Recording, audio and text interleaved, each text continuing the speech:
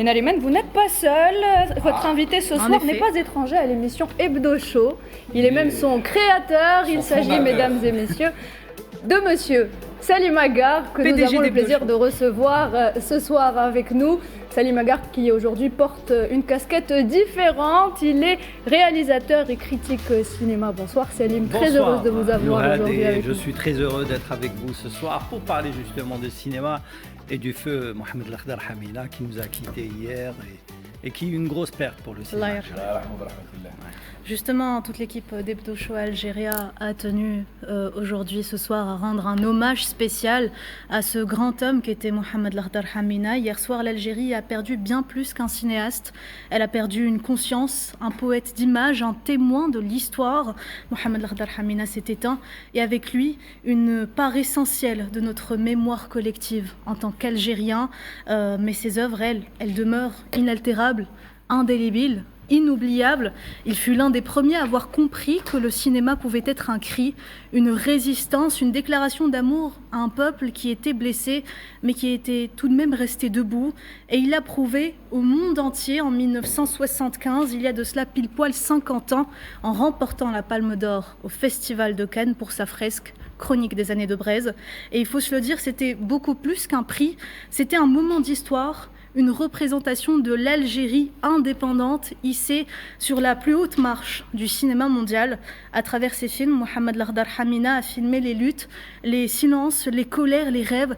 Il a donné une voix à ceux qu'on n'écoutait pas. Il a raconté le passé de l'Algérie pour justement éclairer son avenir avec grandeur, avec exigence et avec une infinie tendresse pour son peuple et son pays. Aujourd'hui, c'est à notre tour, je pense, de raconter et de dire que cet homme a marqué le cinéma algérien, le cinéma africain, arabe, universel, le cinéma engagé à travers le monde, de dire que sa vision, sa rigueur, sa fidélité aux causes justes ne s'éteindront pas avec lui.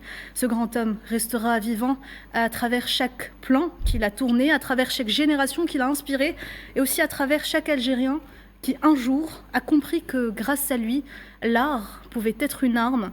Mohamed Lakhdar Hamina a été inhumé cet après-midi au cimetière de Sidi Yahya à Alger en présence du président du Conseil de la Nation Azouz Nasri, du ministre de la Culture et des Arts Zouhir Bellelou, ainsi que de nombreux moudjahidines et de nombreuses personnalités du secteur de l'art et du cinéma, des personnalités qui ont exprimé à cette occasion ce que représentait Mohamed Lakhdar Hamina pour le 7e art en Algérie. On regarde. Mohamed Lakhdar Hamina était une icône du cinéma algérien. Déjà, il représente la première génération de cinéastes qui a réalisé quasiment les premiers films algériens depuis Yasmina, qu'il a co-réalisé avec Jamal Din Chandarli pendant l'Algérie en lutte pour son indépendance. Et puis juste après, il a commis ce chef-d'œuvre qui est Le Vent des Aurès, كلثوم الله يرحمها وعمر طايان ومحمد شوير son souci Lakhdar Hamina, c'était la représentativité des Algériens sur le grand écran. Mohamed Lakhdar Hamina reste pour nous le doyen, le père spirituel de pratiquement tous les cinéastes réalisateurs algériens. Il a été derrière la création du cinéma algérien au Maquis. Et ensuite, il a participé activement tout de suite après à l'indépendance avec des films. Ces 7 longs métrages étaient différents.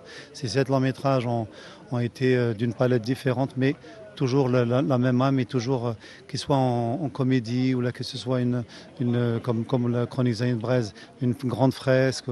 Il a toujours suggéré ses films, il a toujours donné une dimension internationale. Et derrière nous, on ne peut qu'espérer le même parcours. Pratiquement toutes les générations ont été influencées par Mohamed Lakhdar Hamina.